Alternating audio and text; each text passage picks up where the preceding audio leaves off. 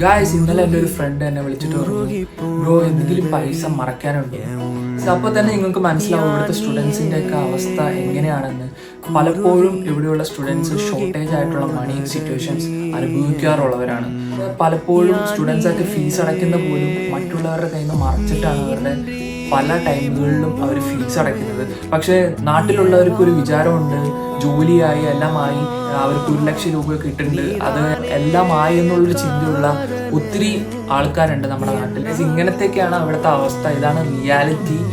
ഏത് abroad students പോയാലും അനുഭവിക്കുന്ന ഒത്തിരി സിറ്റുവേഷൻസ് ഉണ്ട്, ഷോർട്ടേജ് ആയിട്ടുള്ള പല ടൈമുണ്ട്.